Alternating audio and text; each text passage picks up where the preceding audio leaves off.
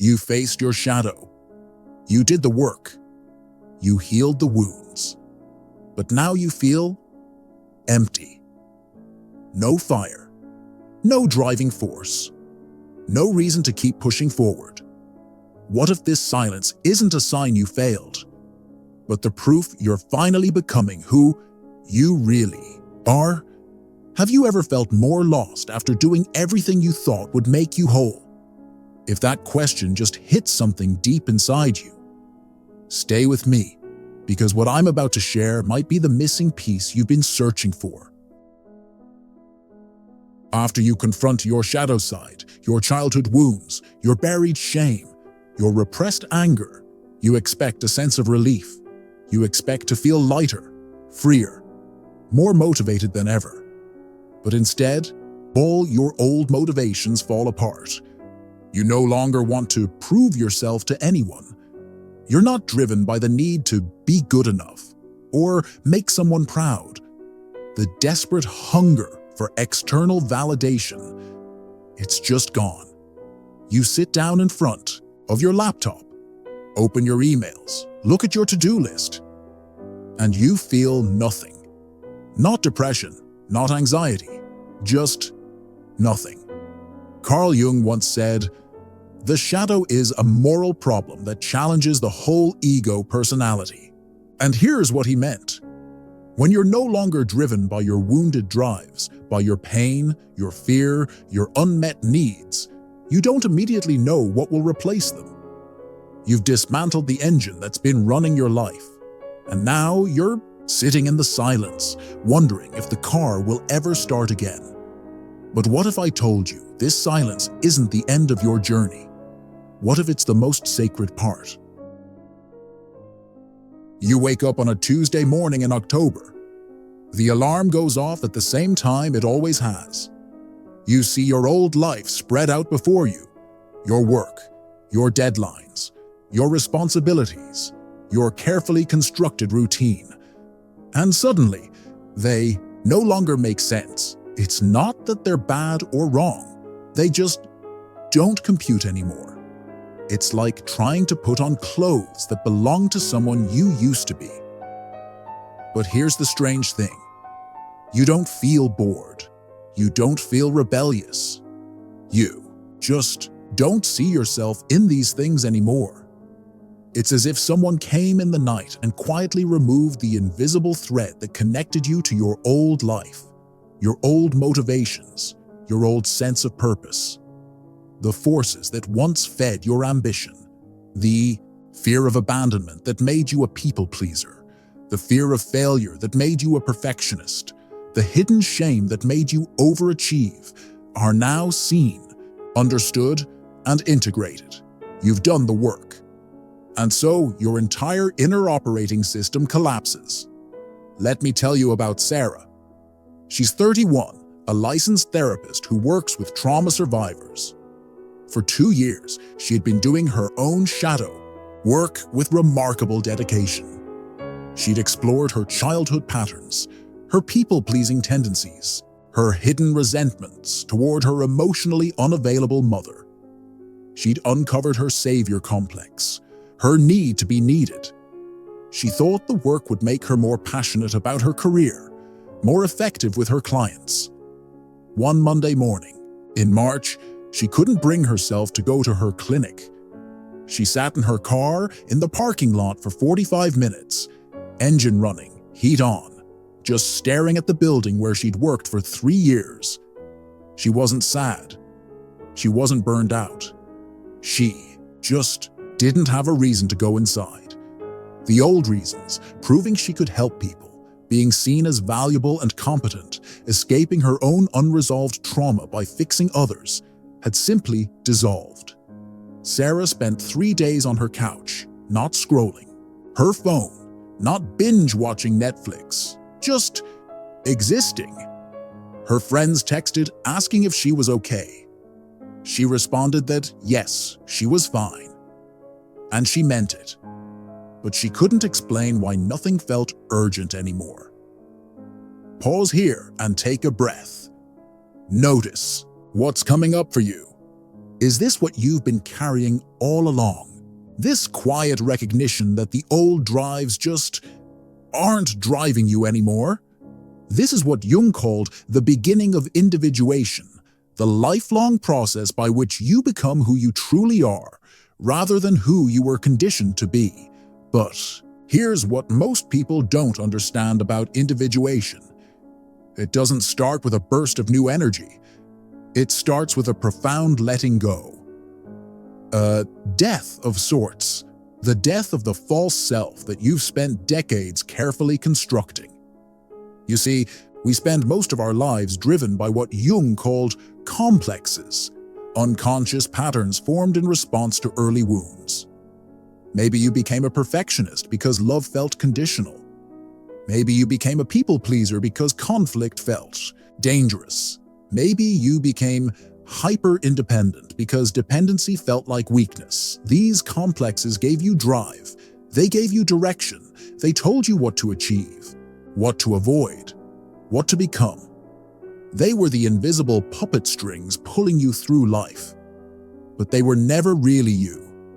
When you do shadow work, when you face these patterns with compassion instead of resistance, something profound happens. The complexes lose their power. The wounds heal. The fear dissolves. The desperate need to prove yourself, to be loved, to be safe, it all just melts away. And suddenly, the engine that's been driving your life for decades simply stops. This is terrifying for most people. We're so used to being motivated by our pain, our fear, our unmet needs, that we don't know who we are without them. You might find yourself asking questions that feel both liberating and terrifying. If I'm not running from my past, what am I running toward? If I'm not trying to prove myself, what's the point of trying at all? If I don't need external validation, why do anything? These aren't signs of depression or apathy. These are the questions of a soul that's ready to discover its authentic purpose. But first, you have to pass through what Jung called the dark night of the soul. Not because you're broken, but because you're being rebuilt from the inside out. What old motivation recently lost its power over you? What drive that used to consume you has simply stopped driving you? The truth is, this collapse of old motivation is not a bug in the healing process. It's a feature. It's evidence that the work is working. It's proof that you're no longer being driven by unconscious wounds and patterns. And this space, as uncomfortable as it might feel, is where the magic happens. You are in what Jung called the psychic in-between, suspended between the life you used to know and the life that wants to emerge through you. No longer haunted by the ghosts of your past. Not yet clear about the vision of your future. Just floating in what feels like a giant void. A void that feels both terrifying and strangely peaceful. Empty and yet somehow full of possibility. And this is the most dangerous and sacred place in the entire healing journey. Dangerous because our productivity, obsessed culture will tell you this emptiness is wrong. That you need to get motivated again. That you should snap out of it and get back to normal. Sacred because this void is where your true self is preparing to emerge. Where the person you've always been underneath all the conditioning is gathering strength to be born. But here's what most people don't understand about this void. It's not actually empty. It's full of potential. It's full of you, the real you. Waiting to be discovered, waiting to be trusted, waiting to be expressed. Think about this for a moment. When you were a child, before the world told you who to be, what did you love? What made you feel most alive? What did you do just because it felt true to your nature? Before you learned to perform for love, to achieve for acceptance, to compete for worth, who were you? That person is still there. They've been waiting patiently, Underneath all your compensations, all your coping mechanisms, all your perfectly reasonable strategies for surviving in an imperfect world, Carl Jung said, your vision becomes clear when you look into your heart. Who looks outside dreams. Who looks inside awakens. The reason you feel so empty after doing shadow work isn't because you've lost yourself. It's because you've finally stopped pretending to be someone else. Let me share another story. This one's about Michael, a marketing executive who spent his early 30s climbing the corporate ladder with impressive speed. He was successful by every external measure: six-figure salary, corner office, company car. But after a year of intensive therapy and deep inner work, he couldn't bring himself to care about quarterly reports anymore. His colleagues thought he was having a midlife crisis. His wife worried he was depressed. But Michael wasn't sad or anxious or lost. He was just awake through his shadow. Work, he'd realized he'd spent 15 years trying to impress a father who would never be impressed. He'd built an entire identity around being the successful one in his family. And now that he'd healed that father wound, he didn't know what success even meant to him personally. What did Michael want, separate from what he thought he should want? For 6 months, Michael did the bare minimum at work. He'd sit in meetings, listening to passionate discussions about market penetration and brand positioning, and feel like he was watching a movie about someone else's life. But something beautiful was happening in that apparent emptiness. For the first time in decades, Michael started paying attention to what actually brought him joy, separate from what brought him success or approval. He noticed he loved the 20-minute walk from the parking garage to his office, the way the morning light hit the buildings. Realized he looked forward to lunch conversations with the maintenance staff, more than strategy sessions with senior executives. They talked about their families, their weekend projects, their simple pleasures in ways that felt real and grounded. He started writing again, something he hadn't done since college. Not for any purpose, not to build a side business, just because words wanted to move through him.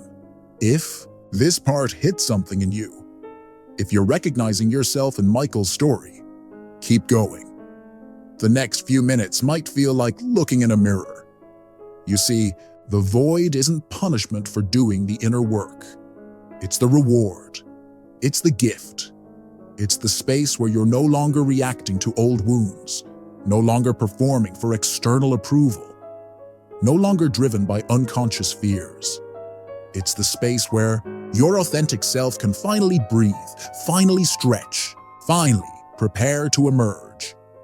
But our achievement-oriented culture doesn't prepare us for this sacred pause. We're taught that healing should make us more productive, more motivated, more successful in conventional terms. We expect shadow work to be like a software update, same device, just running more efficiently. Instead, it's more like a metamorphosis. The caterpillar doesn't become a faster caterpillar. It literally dissolves into biological soup before reorganizing itself into something completely different, something that can fly. Jung called this process the transcendent function, the mysterious capacity of the human psyche to bridge opposites and create something entirely new. In this case, bridging who you were with who you're becoming. And here's the thing about metamorphosis. There's a stage in the cocoon where the caterpillar has completely dissolved, but the butterfly hasn't formed yet. Where everything is potential, everything is possibility, everything is void. Scientists call this stage imaginal cells. The old structure has completely broken down, but the new structure hasn't crystallized yet. To any outside observer, it looks like nothing is happening. But inside that apparent nothingness, the most profound transformation in the natural world is taking place. Sit with this question without trying to answer it immediately. Who might you be if you weren't trying to be anyone in particular? Who might emerge if you stopped performing and just allowed? This is where you are right now. In the imaginal stage, in the sacred void between who you were and who you're becoming. You're not tired of life. You're tired of performing life. You're not unmotivated. You finally stopped being motivated by wounds. You're not lost. You're in the sacred pause between identities, between selves, between versions of your life. Carl Jung said, "The privilege of a lifetime is to become who you truly are. But becoming requires first unbecoming, and unbecoming feels like death, even when it's actually birth." The silence lasts, sometimes for weeks, sometimes for months, sometimes for what feels like an eternity, until one day you feel something very small stirring. A song that makes you cry for no reason you can explain or justify. A conversation with a stranger that lights up something you'd forgotten you cared about. A sunset that stops you in your tracks and fills you with a sense of gratitude so profound it surprises you. A gentle "no" you say to a request without guilt, without explanation, without the old familiar anxiety.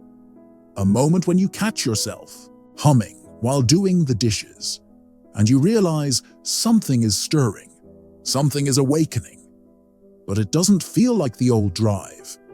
It doesn't feel urgent or desperate or performance-oriented. It feels quieter, truer, more like gravity than rocket fuel, more like magnetism than force. You start acting not because you have to, not because you should, not because someone expects it of you, but because your inner self wants to live, because your authentic nature wants to express itself, because something real in you wants to participate in the world. This is what Jung meant when he talked about individuation, not becoming someone new, but becoming who you actually are underneath all the conditioning. And who you actually are doesn't need external motivation. Your authentic self is self-generating, self-sustaining, self-expressing. It doesn't need to be pushed or pulled or convinced. It just needs space to emerge. Let me tell you about Melissa, a 34-year-old brand strategist who spent 8 years building a successful consulting practice. After 2 years of intensive shadow work, exploring her perfectionism, her imposter syndrome, and her complicated relationship with her own ambition, she made a decision that shocked everyone who knew her. She closed her business, not because it was failing, not because she was burned out, not in anger or rebellion or dramatic protest, just because it no longer fit who she was becoming. Her family panicked. "What's your plan?" they asked, voices tight with worry. "How will you pay your mortgage? What if you regret this? What if you can't get back in if you change your mind?" But Melissa wasn't making a plan in the traditional sense. She wasn't building a new business strategy or pivoting to a different career. She was following a knowing that lived deeper than planning, deeper than logic, deeper than the kind of thinking that had built her first career. She started painting again, something she hadn't done since college. Not to sell her work, not to build a portfolio, not to pursue a career in art, or monetize her creativity, just because picking up a brush made her feel like herself in a way she'd forgotten was possible. She painted flowers and light, and the way afternoon shadows fell across her kitchen table. She painted the texture of morning coffee and the sound of rain on her windows. She painted the feeling of grief she'd been carrying since her mother died 3 years earlier, grief she'd been too busy to fully feel.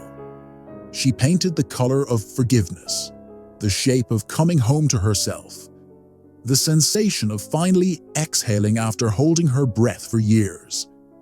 Her old colleagues thought she was wasting her talent, throwing away years of hard work and professional development. Her old self would have agreed with them.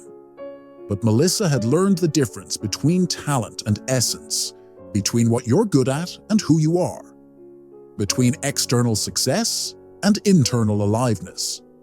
"It makes me breathe," she told her sister when pressed to explain her decision. "For the first time in years, I feel like I'm not holding my breath. Feel like I'm finally allowed to exist without proving my right to take up space. This is what authentic motivation feels like. Not the adrenaline rush of proving yourself, but the quiet certainty of expressing yourself. Not the desperate need to be seen and validated, but the simple desire to be real, to be true, to be alive in your own skin. Not the anxiety-driven hustle of climbing ladders that someone else built, but the organic unfolding of your own unique way of being in the world." Here's a question that might change everything. What would you do if no one was watching? What would you create if you didn't have to justify it to anyone? What would you choose if you weren't trying to impress or please or prove anything to anyone? The answer to these questions is where your new drive lives. Not in the wound, but in the wonder. Not in what you lack, but in what you love. Not in what you're trying to escape, but in what you're naturally drawn toward. And here's the beautiful paradox. When you stop needing external validation, you often start receiving it in ways you never expected. When you stop performing for an audience, you attract the people who genuinely resonate with your authenticity. When you stop trying to be impressive, you become magnetic in a completely different way. Melissa's paintings started selling, not because she was trying to sell them, but because people could feel the aliveness in them. The marketing skills she developed in her corporate career naturally served her new path, but from a place of expression rather than manipulation, sharing rather than selling, connection rather than conversion. She wasn't trying to build a brand or grow an audience or scale a business. She was simply being herself, fully, authentically, unapologetically, and that self happened to have a unique way of seeing and sharing beauty that resonated with others. This is how authentic success works. It's not about manufacturing motivation, or forcing passion, or creating drive through willpower. It's about removing the obstacles to your natural expression, clearing away the conditioning that's been blocking your authentic self, trusting what wants to emerge through you. Your true self doesn't need to be motivated any more than a flower needs to be motivated to bloom. It's just the natural expression of what you are when you're not trying to be anything else. But you have to let the old self die first. You have to trust the void. You have to be willing to not know who you are for a while, so you can discover who you've always been underneath all the performance. The drive comes back, but it comes back completely transformed. Instead of being driven by fear, you're drawn by love. Instead of being pushed by wounds, you're pulled by wonder. Instead of being motivated by what you lack, you're inspired by what you are.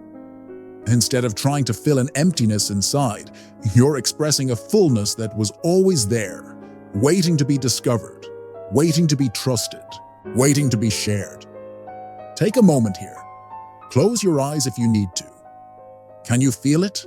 That quiet stirring of something authentic wanting to emerge, that gentle pull towards something that feels true. Even if you can't name it yet, that stirring is your authentic self, preparing to be born. Trust it. Follow it. Let it guide you, even if you don't know where it's leading. You are not unmotivated. You have just stopped being driven by hurt. You are not empty. You are being cleared and prepared so that your true self can emerge. You are not lost. You are in the sacred process of being found, not by someone else, but by yourself. You are not broken. You are being reborn. When you no longer wear a mask to be loved, you begin to live to express rather than to impress. When you stop performing your worth, you start embodying it. When you release the old drives that were never really yours, the drives born from wounds and fears and unmet needs, You make space for the authentic purpose that always was, waiting patiently beneath the surface. Carl Jung said, "Individuation begins not with power, but with surrender. You don't need to find a reason to live. You are the reason. Your existence is not a question that needs an answer. It's an answer that needs no question. Your being here, your consciousness, your unique way of experiencing and expressing life, that itself is the purpose. That itself is the gift. That itself is enough. The emptiness you've been fearing, it's not the end of your story.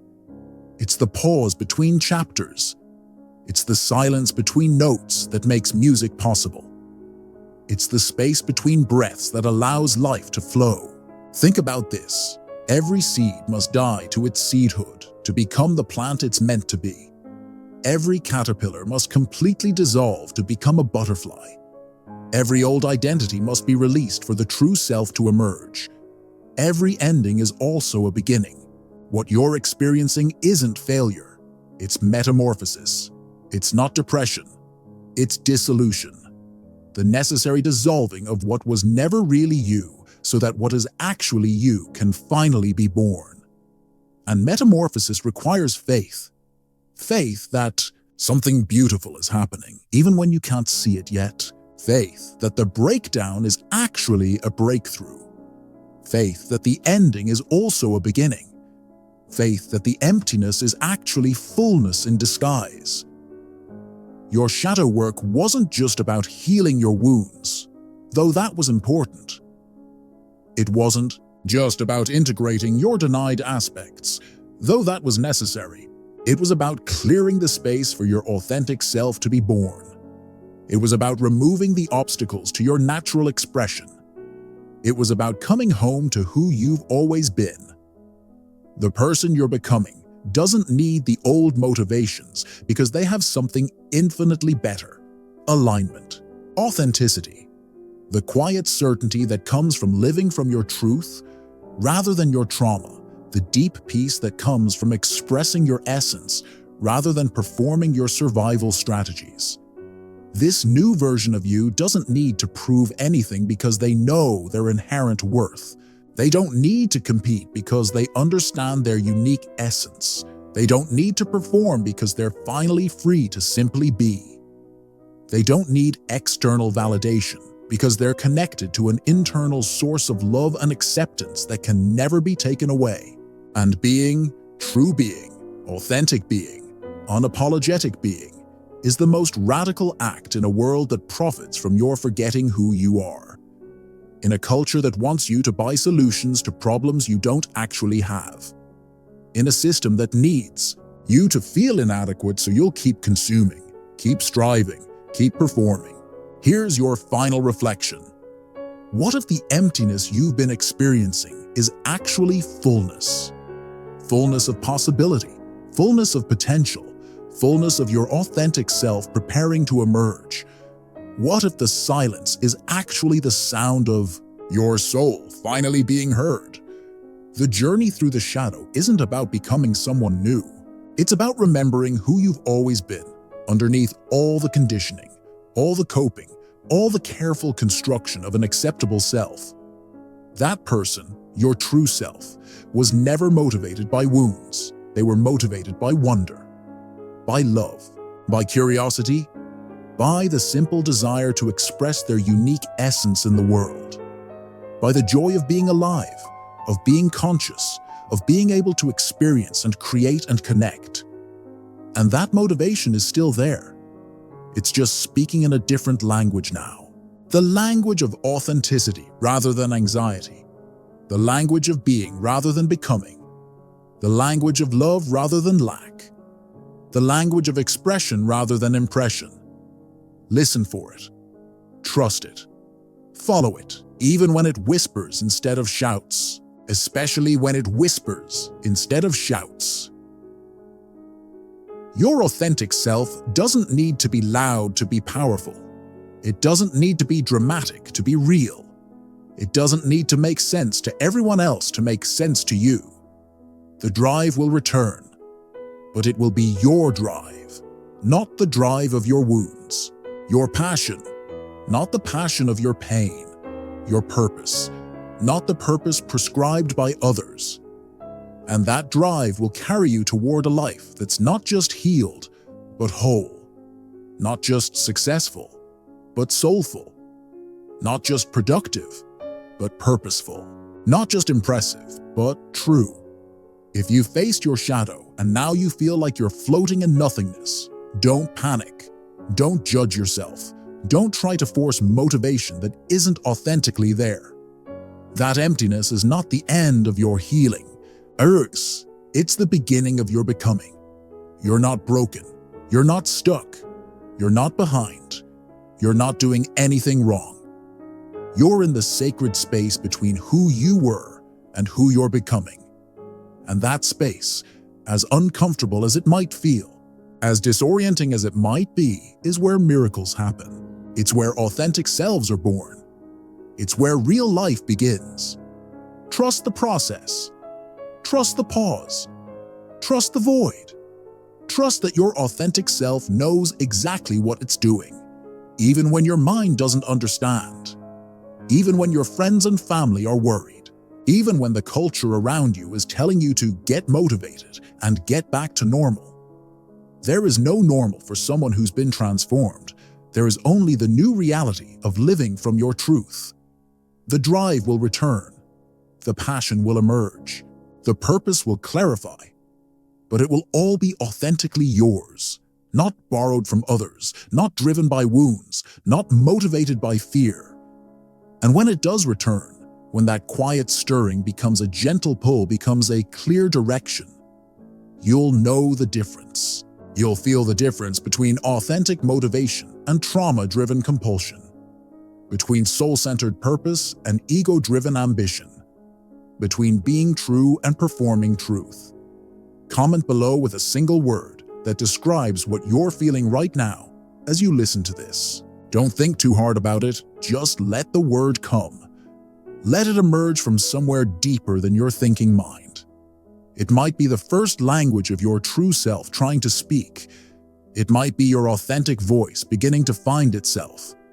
And if this video resonated with something deep in you, if it helped you feel less alone in your journey, if it gave you permission to trust the emptiness instead of fighting it, consider subscribing to this channel, because this space is for all of us who are brave enough to face our shadows and patient enough to wait for our authentic selves to emerge. For all of us who understand that the deepest healing sometimes looks like falling apart. For all of us who trust that becoming who we really are is worth the temporary discomfort of not knowing who we are. You're not alone in this sacred unbecoming. You're not alone in this mysterious metamorphosis. You're not alone in this journey from the false self to the true self. And you're exactly where you need to be. Trust the void. It's creating space for something beautiful.